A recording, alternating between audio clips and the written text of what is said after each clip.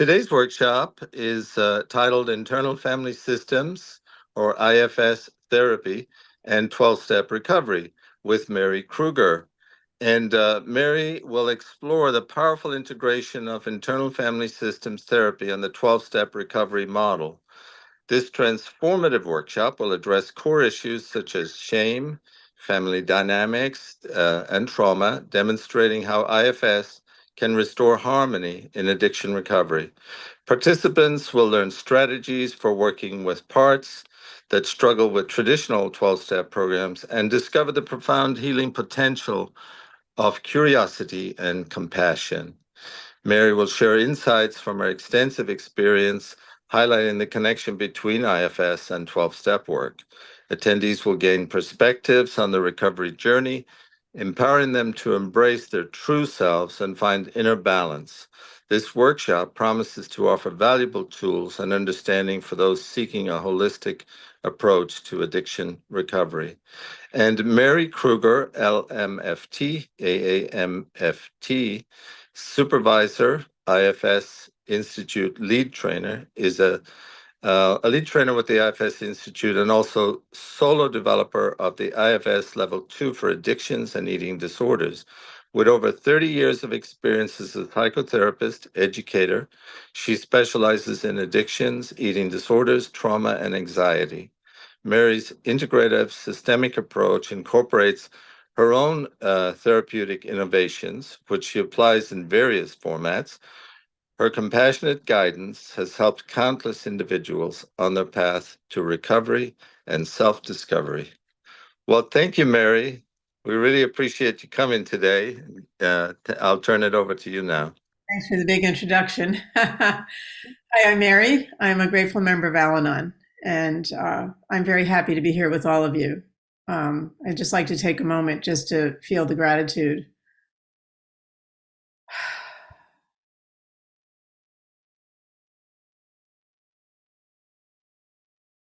So every day here is a gift.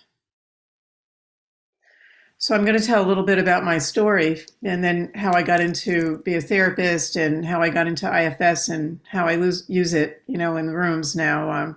I brought my little bottle cap with me. It's a beer bottle cap, right? And it's made into a little charm on a bracelet that I have. And I say that I was marked from birth, just about. When I was 4, I was helping my mother clean the fridge because I wanted to be a helpful girl, being the oldest and all, and wanting approval. And carrying my father's beer bottles, one broke, and I thought I'd be helpful and help my mother pick that up and cut my hand and got a scar that stayed with me for the rest of my life. And I didn't know that was going to be like an indicator of where my life was going. So without getting into a whole lot of back history, I come from a line of real alcoholics, all the way back on my father's side, as my mother would like to say. And my mother's side is just perfect for enabling and codependency stuff. So it was and we have a lot of great stuff about us, but this is, one of the gifts that we have that's kept on giving generation after generation. So, I'm not going to do a whole thing of my childhood, but, my father was an alcoholic. They divorced when I was 5, and I grew up with my grandparents and my sister, and my dad remarried, still drinking, and I have another brother and 2 sisters. So there's 5 of us. And my mom remarried a number of years later to a very violent alcoholic who they ended up leaving. She ended up leaving him. So I entered adulthood, thinking it was going to be different for me, like that old book, it'll never happen to me, and it happened to me. So I tried, many escapes. I had eating disorder issues that plagued me from high school and partly into my 20s, and experimented with drugs and alcohol, but I couldn't be controlling enough in that state. So I moved into back into trying to keep everything under control, and it led me to a series of relationships. I'm always attracted to that charisma, of the alcoholic, and many relationships that failed. And I ended up with a therapist in my 20s who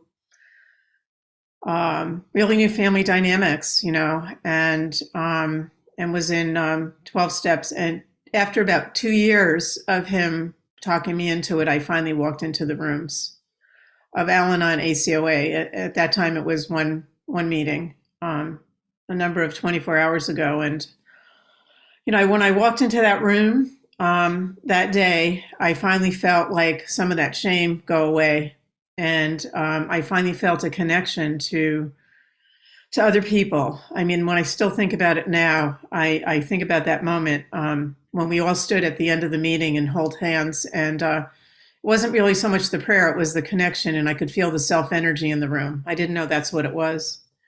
I'd felt that before in my life, at different times in my life, that spiritual connection that carried me through many difficulties. And in that moment, I knew now that I was not alone, that other people shared that.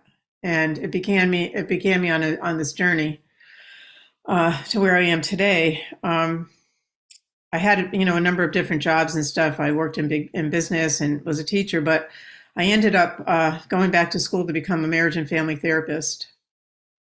And when I became one, I was very interested in intergenerational things. I was interested in the work of Virginia Satir, who talks about, the rules of the family, the alcoholic family. Very interested in all the family therapists that were doing that work. And John Bradshaw, who was working around shame and was curious about how we could really unload the shame, So I know that 12 steps, has a rudimentary form of doing that, a certain form of doing that as well. But I was looking for how to do it on on a psychological level too. But I didn't know that. So I became a family therapist. And I was integrating my family therapy work with 12-step work that I was familiar with, working with eating disorders, working with people with drug and alcohol issues, gambling, and later on porn addiction.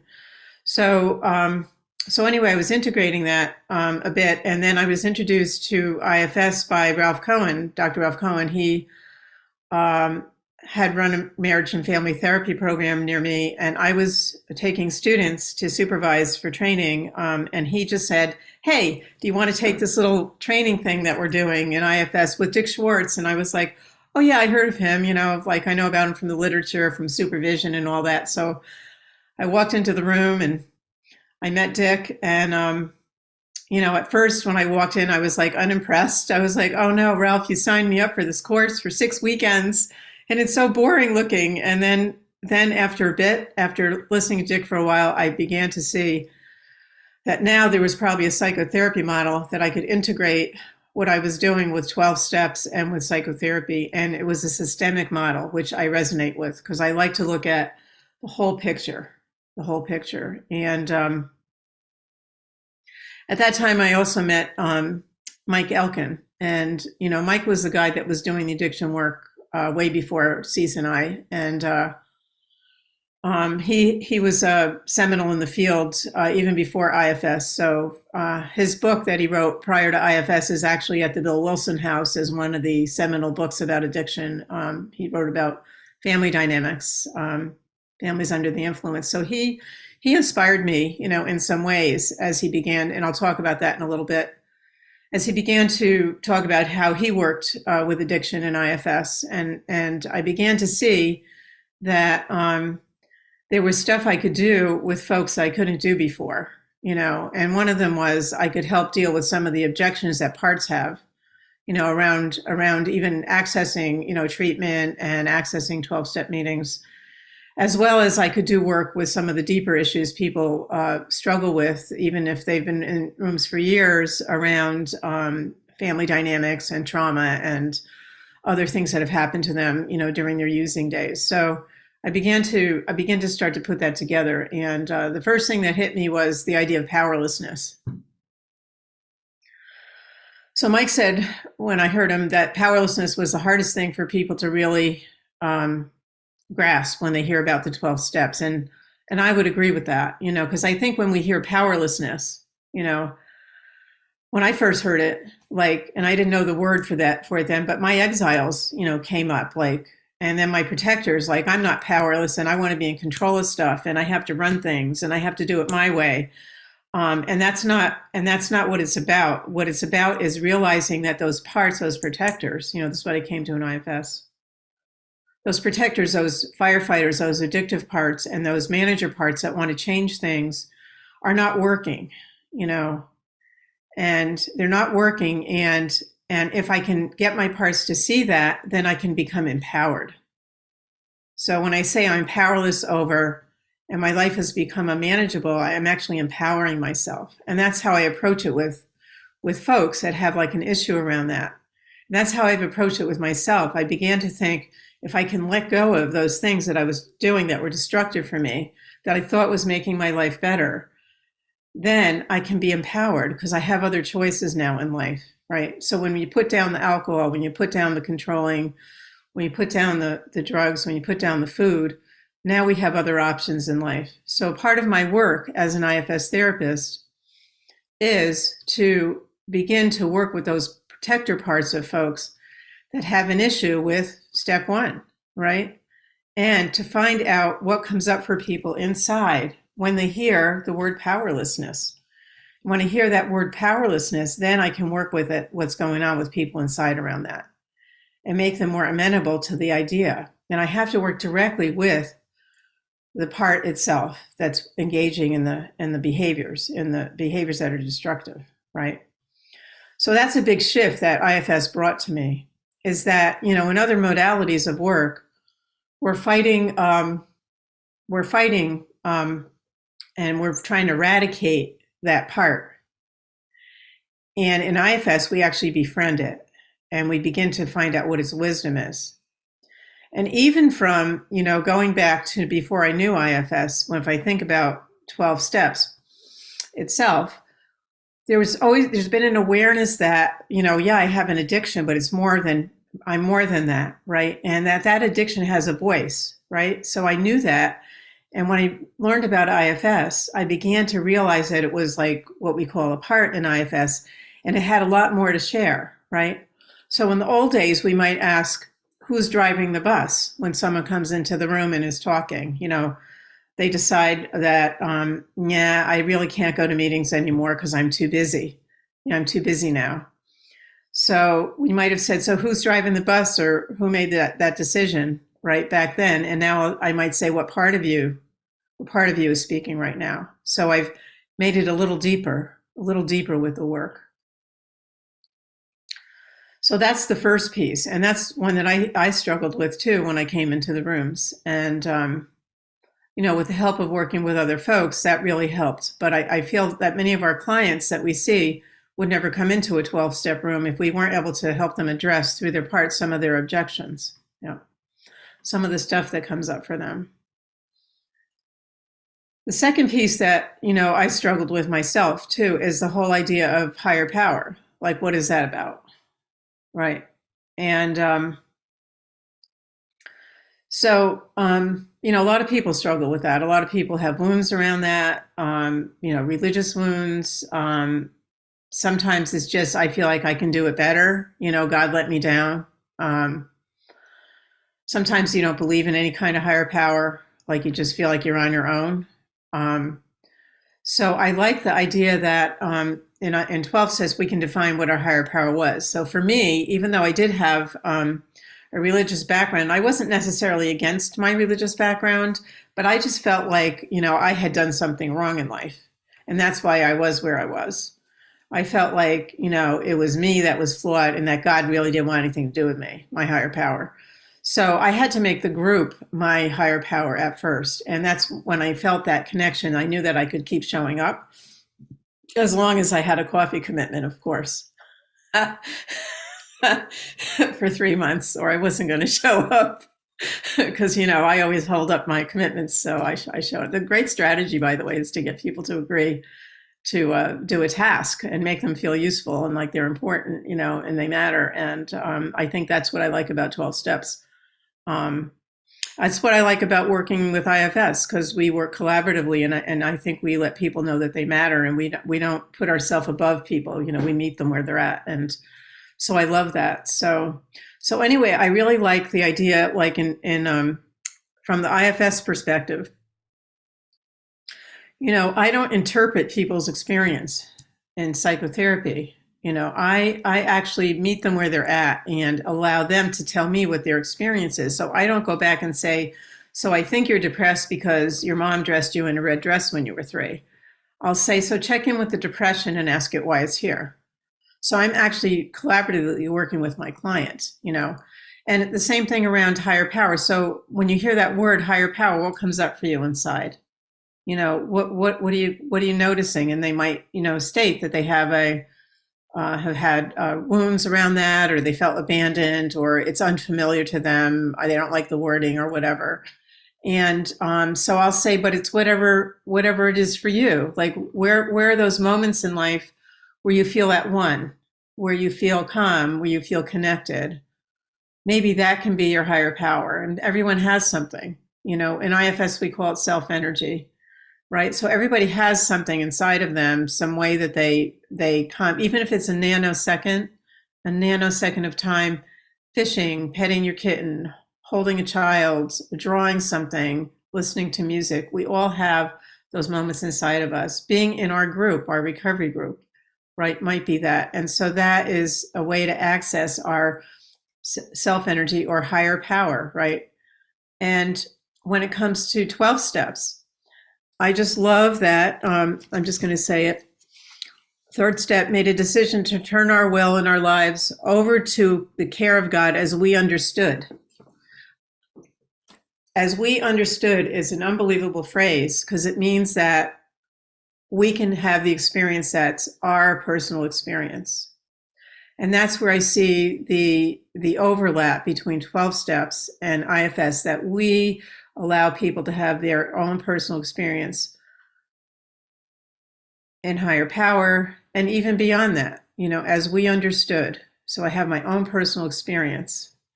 And I just love that. I love that, through 12 steps or through IFS, we can become the person that we were truly meant to be, right?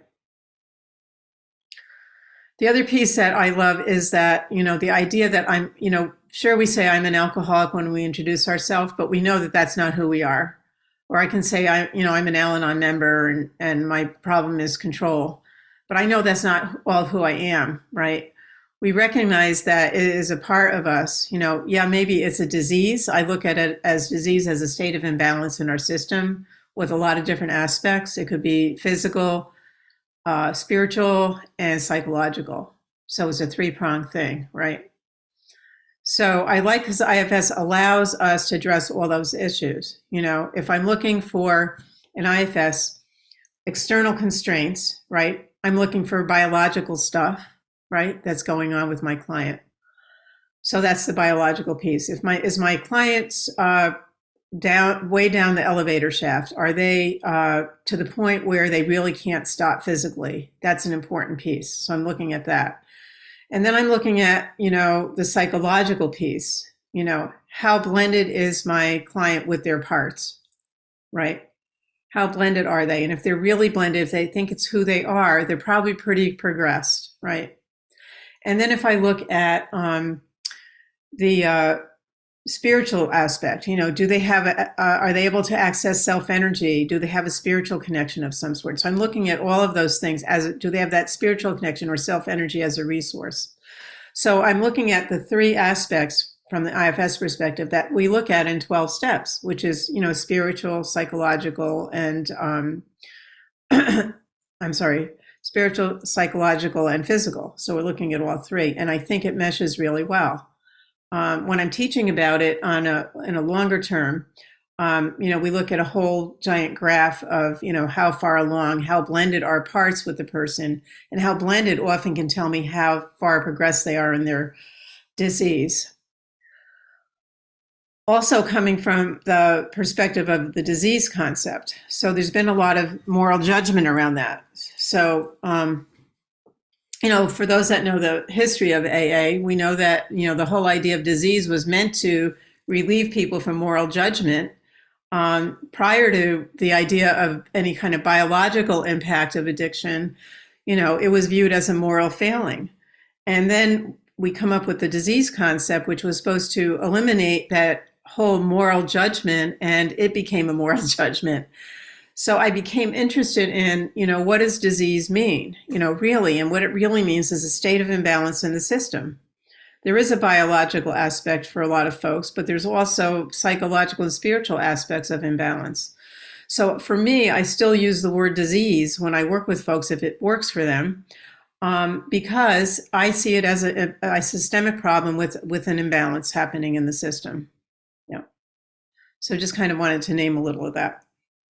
So the other thing that really stood out for me is, looking back at some of the work I was doing before. First of all, I used to have to hide that I was doing any kind of, spiritual work because it wasn't part of psychology back in the late 80s, early 90s to really own too much of that. So, so I was combining 12-step work with my marriage and my family therapy training, but it wasn't something I talked about. I mean, I pretty much only at that time, really associated mostly only with clinicians that were working with addictions and eating disorders. So it wasn't really until I got into the IFS community that I expanded my horizons a little bit.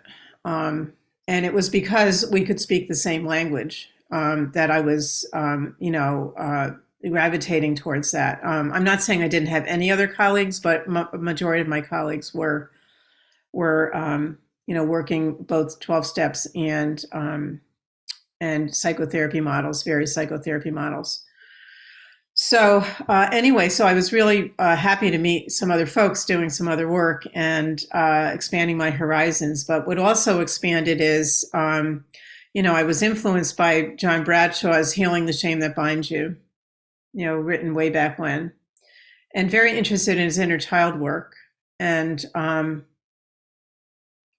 what I was noticing in some of my groups, I do a lot of group work, is that people were feeling stuck around what we call exiles in IFS. So we certainly had spontaneous unburdening happening in some of the experiential work we were doing. And we certainly had, people that were unburdening through some of their work, through their steps. And we certainly had other modalities of therapy where there was spontaneous unburdening, but there still was a lot of folks that were still struggling with that. And I just remember hearing people talk about, still feeling the shame of being judged by their community for some failing in their family, whether it was alcoholism or, being an immigrant or whatever that was, for racial issues, many issues they may be feeling judged for, and still feeling that shame on them, like a physical shame. And so what I discovered, when I heard about unburdening in IFS is I discovered that, wow, we have a psychological way to do that, right? We have a psychological way to unload some of that shame that we've been carrying. And if we could unload more shame, more people would be able to not relapse, to get into recovery, to maintain recovery, to not move on to other firefighters or addictive behavior. And so I became really intrigued at that idea, and I see how it can work with the steps as we're working through, the whole idea of witnessing. So if we move into step 4, we're getting to know our personal, we're doing a personal inventory with step 4. I look at it as really getting to know the different parts of me, and really getting in touch with those parts, right? And then the witnessing, as we get into later on deeper recovery and we're doing more trauma work, the witnessing that we talk about in working with IFS is telling it to another person, right? And slowly over time, we begin to unload all of that, right? And then we continue to take a personal inventory of ourselves. So we're continuing to work on ourselves ongoing. And I feel like IFS can support a deepening of that work. So people might struggle with step 4. They might have a critical manager that's criticizing them all through step 4 and increasing their level of shame. And if we can work with someone and ask them what comes up for you about doing step 4, right? I can work with them on a deeper level. And they say, all I hear is negative stuff about myself. I say, can you work with that part that's criticizing you and take an objective look? Because step 4 doesn't mean you're supposed to beat the heck out of yourself. It means you're supposed to take a fearless moral inventory and objective look at yourself, right? So I can begin to work with people's parts around doing that step, right? And that deepens the work. So see how they can go back and forth, right? And then when we get to 5, when we work on admitting to God, ourselves, and another human being the exact nature of our wrongs, we're talking about witnessing. What comes up for you about sharing what you have experienced with someone else? And that's a really big deal. Like some people have also, not only are they carrying, shame from maybe intergenerational shame from personal experiences, from trauma they experienced, from cultural messages, but they may also carry a moral injury, right? And have shame about that and not want to say that out loud, right? And that's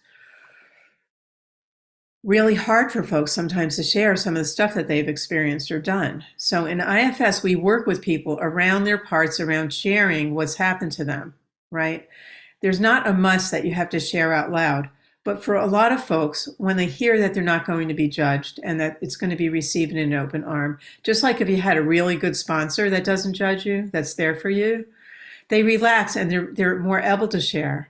And for those who don't, who want to silently be witnessed, they can do that too, but they're going to sit in the presence of their clinician in what we call self-energy. They're going to sit in non-judgment and have someone be there with them through a difficult experience they never experienced. So we can deepen 5, and as you can see, we can deepen all of them. Yep. We work on 6, right? Using some of the language from the 1930s, we were entirely ready to God remove all these defects of character. Well, a lot of people react to the word defects of character, right? So I'm not going to change the 12 steps. Some people have tried to do that in the IFS community. I'm not changing them, but I'm going to help people reframe it for themselves. So what comes up for you when you hear defects of character, right? Okay, so what if you talk about what you're holding, those burdens you're holding? Are you feeling ready to let go? Yes, we're ready to let go. So we're working on a psychological basis, right? If we can let go again of judgment that might come in, right? So we're getting ready to let go of our defects of character. So then we ask him to remove our shortcomings, right? And certainly we do that through our 12-step work, but also if we're in the room of IFS and we're doing psychotherapy work on our psychological things, we're getting ready to unburden. We're letting it go to whatever we want to let it go to, right? And it could be, for a lot of folks, it's their higher power, to let it go to their higher power. So I keep it very open to let things go to whatever you want to let go of. Let things go to whatever you want to let it go to, whatever feels right for you. Because a lot of people really are comfortable letting go to some sort of spiritual figure. And some people are not. Some people have issues around that. So they have their own choice if they want to choose elements or something else. And then I'm going to talk a little bit about ownership, just noticing, if we look at 8 and 9, we're looking at ownership of things that we've done without shaming ourselves. So I really think IFS can help deepen that and help us work through what would it be like to take ownership for some of the things we've done that haven't been okay, and what would it be like to make amends to folks, and we can work with that. A lot of folks instead have gotten, hooked into like blaming others, cutting people off, shaming others, shaming themselves, and they can't get to that space where they can truly make an amends. And I know for me, making an amends was one of the most powerful things I ever had happen in my life. I was very convinced that my former husband, which I'm allowed to talk about, by the way, and we were together for maybe 30 years almost, including not being married and stuff. And after we divorced, about a year later, spontaneously, one day, I had a lot of resentment. I just thought he should do like a 4-step for me and he should make amends to me. And I had this whole idea about how he should make things better for me so I could heal. And then I did some work, and I don't think I could have done the work if we were still together, unfortunately. So I did some work on my parts, on myself, some of my 12-step work. And one day we just were having coffee. He was visiting in town, and it spontaneously came out of me that I made an amends. And I made this amends. And I know it was channeled through me from my spiritual person, up here. And it came out of my mouth. And a number of months later, when he was visiting Connecticut again, which is where I'm at, he said he was so shocked that I had made an amends to him. Oh, by the way, that day he said he didn't deserve an amends. And I said, yes, you do, because no one deserves to be treated the way that I treated you and the way that I spoke to you and such. So anyway, he said he spoke with his sponsor and came back a few months later, and I had no idea that he would do this, and he made an amends to me. So I was waiting all this time, like holding resentment, wanting him to make an amends, wanting to control everything, and I let go of the whole thing, and I took care of my stuff, and and lo and behold, he ended up making an amends after all that. So anyway, I wouldn't have been able to do that if I didn't work my parts that were holding a lot of resentments. And I really feel like the IFS model can help me do that inner work so I can let go of some of that. And I can do it in conjunction with, if I'm writing my steps, I can write my steps with my 12-step group. And then I can go to psychotherapy and I can work some of my stuff there. I do that with clients all the time. What's coming up for you about that? What step are you on? What's coming up for you? Do you want to focus on that a little bit?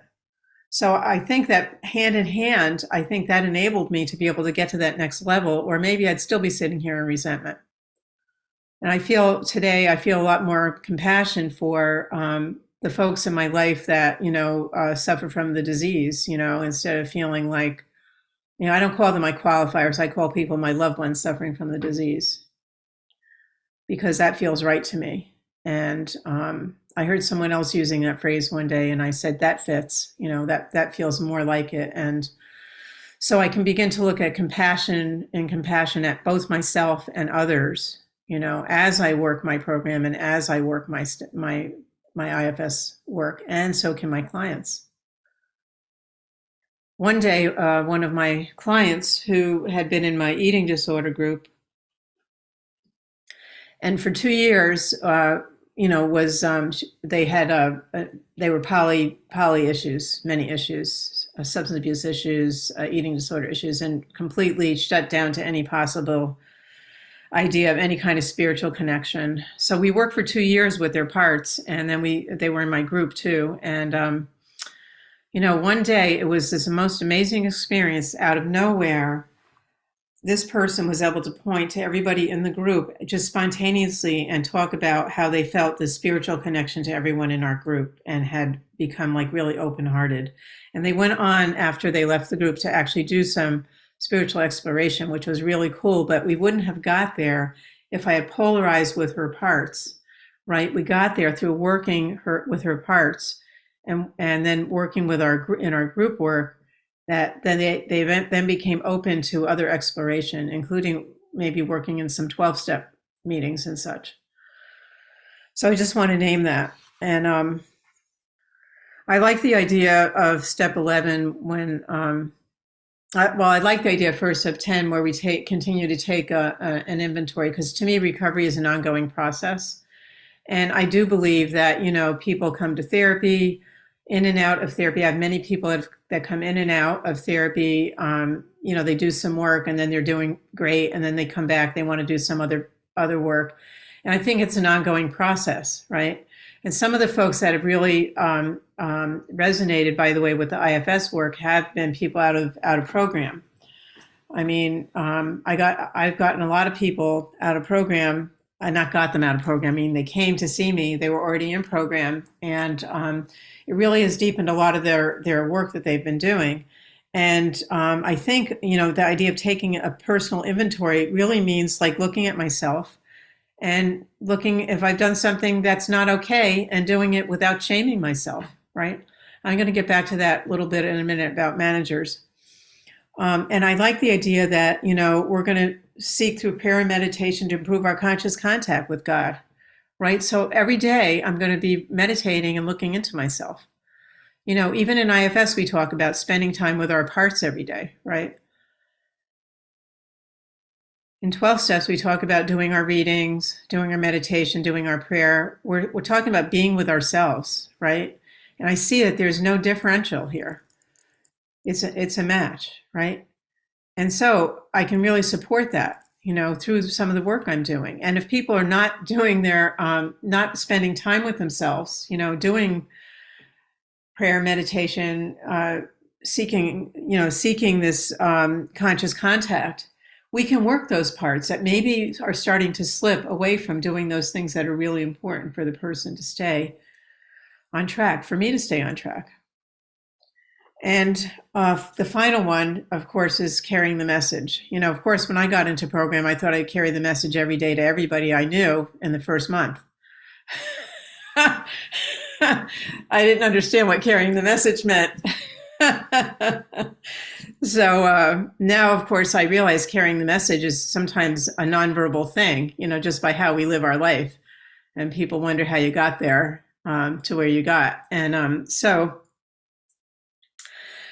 I like the idea of, doing service as carrying the message. And, in IFS, a lot of us are very socially aware people and into doing things for society in a real positive way.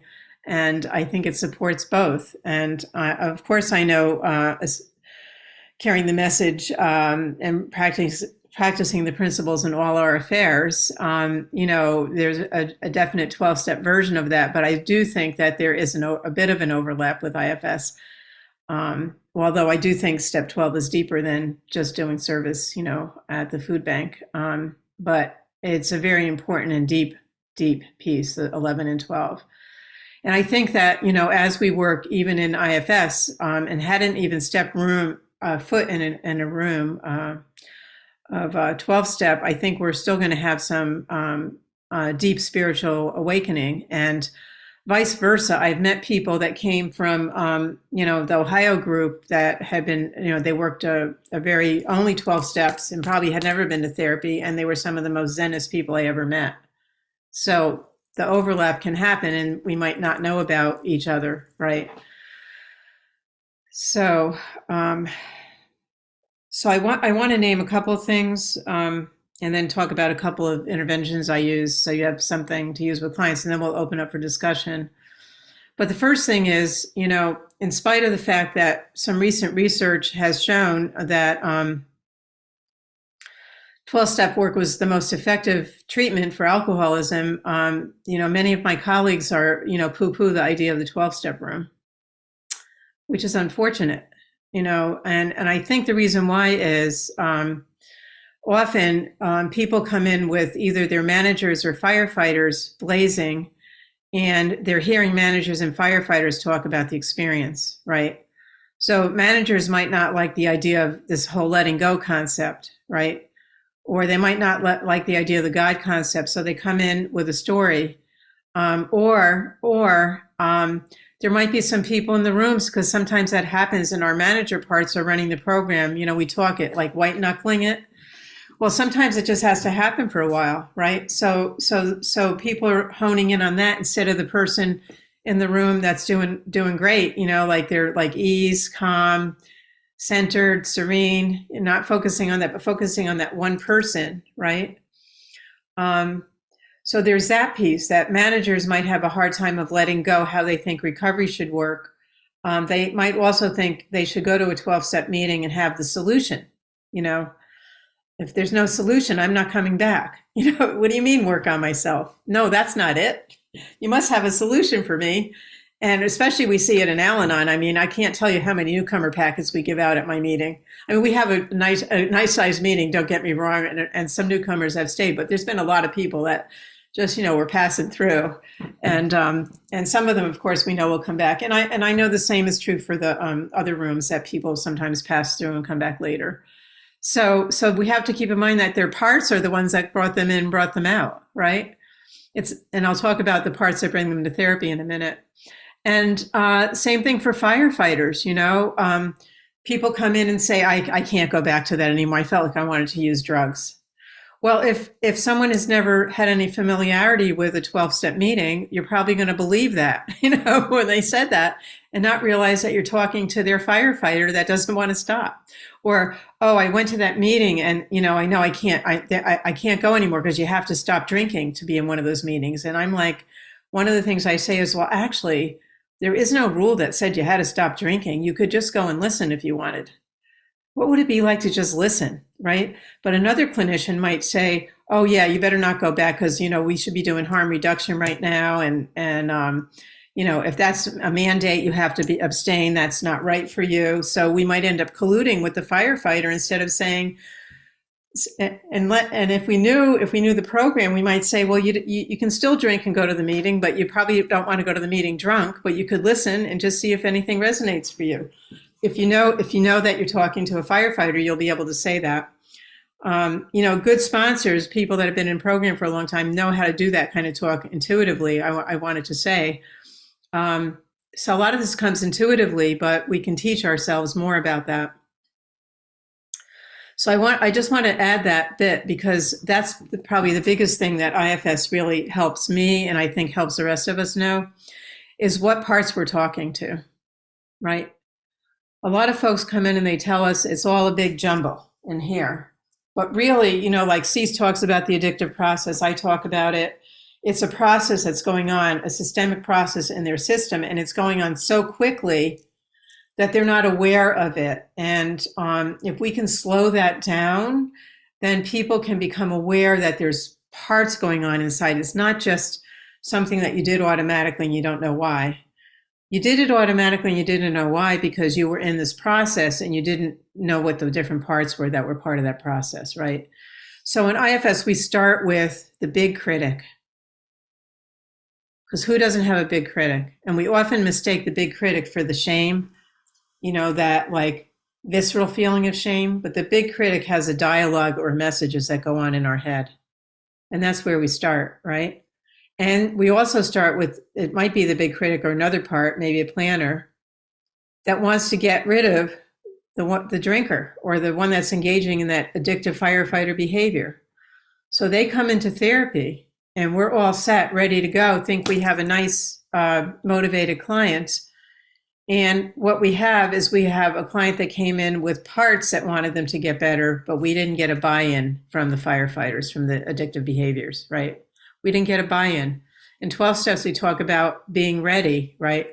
But we don't know if the person's ready or not until we can set up a relationship with that part that likes to drink, to do porn, to overeat, any of those addictive behaviors. We have to set up a relationship.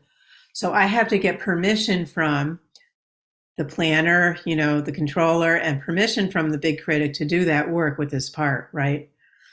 But once I get that permission, there's going to be a lot of back and forth. But one of the questions I'm going to ask when someone comes to see me and they appear to be motivated, so tell me what the part of you that likes to drink says about being here. Or tell me about the part of you that, that engages in bulimic behavior, what it says about being here. Or tell me about, what your part that likes to do drugs, the part of you that likes to do drugs said about being in the rehab program you just got discharged from. So I usually get like a pause because rarely are they asked that question. And I actually think if we even asked the question when people were in treatment, it would really help. So, you get answers like, don't really want to be here, don't really want to stop, just want to, get my partner to stop bothering me.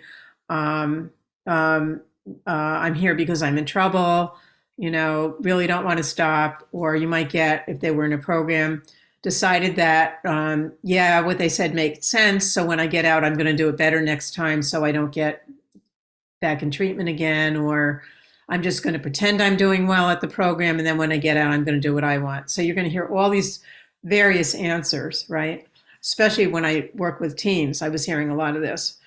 So that's the difference, that I am now exploring not just these parts over here. I'm aware that these are manager parts, and I'm exploring the parts that want to engage. I'm befriending that part, and I'm finding out why they're there. What is their positive intention? And it's hard to believe that there's a positive intention for someone's part that wants them to stay up all night doing cocaine until they have a hole in their nose and living in a homeless shelter and having lost everything. It's hard to believe there's a positive intention in that. But the truth is, the person is probably really far gone biologically, and they also, that part of them doesn't know an alternative, right? And I see that presenting, so often they'll say they're alone, they have no one around, they feel bored, they feel afraid, they feel that they can't handle things, they feel overwhelmed.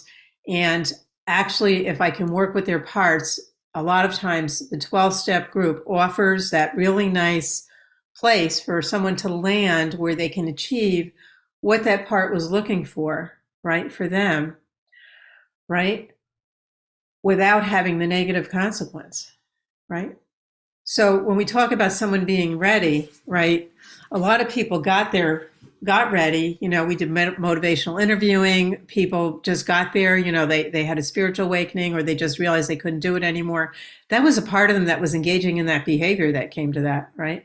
We didn't know that before. We know that now. And in IFS, right, we're actually listening to the voice, so we know that we're getting a buy-in from that part. And that's what I love about, you know, working this model. I can work that polarization, and I can help people that normally would not have been open to some, you know, going to a program, going to 12 steps, going to group therapy, doing family work. I can help them overcome their objections by working those parts, right?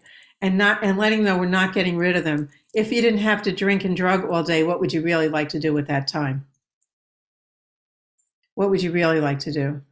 So people I know that I've worked with and I've known have become extremely creative. I knew this guy one time that worked in a copper factory, and lo and behold, and they were in program. When they retired, they became a sculptor of metal, a metal sculptor. And another person I used to call a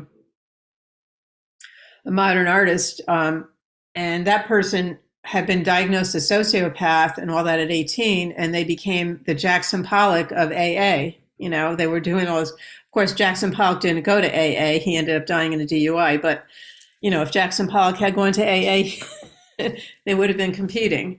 So this amazing modern artist, or clients I had that who, you know, were really lost in the depths of a eating disorder and trauma, and making like beautiful furniture, poetry, writing. So all of this can emerge in our clients if the space is made for that. So I just love the idea of transformation. I do think 12-step and AA offers the possibility of transformation. And I hope if any of you have been a little bit like skeptical about the possibility of AA or any 12-step meeting being helpful, that you might want to consider checking some of those meetings out and reading some of the literature and just seeing how you might want to impact it, how you might want to integrate it into some of your work. And I'm not saying it's for everybody, but I'm saying it's for a lot more people than avail themselves of it. That's what I would say. Not for everybody, but for a lot more people than avail themselves of it.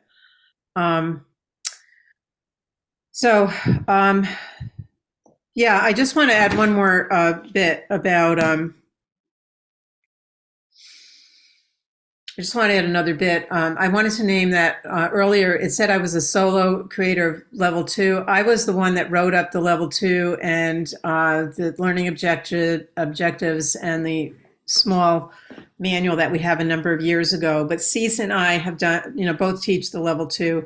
And Cease and I both have contributed to the model. And I wanted to say that she's my colleague and friend, and we've done a lot of stuff together, workshops and stuff at the conference. We did continuity programs. So I just wanted to name that, you know, she brought in her bit and I brought in my bit. And I think it makes a beautiful marriage here. So I just want to name that for folks of you that might be wondering what that's about. So I think that's enough out of me. Wow, Mary, that was, I just so appreciate that talk. I'm so happy that we have recorded it.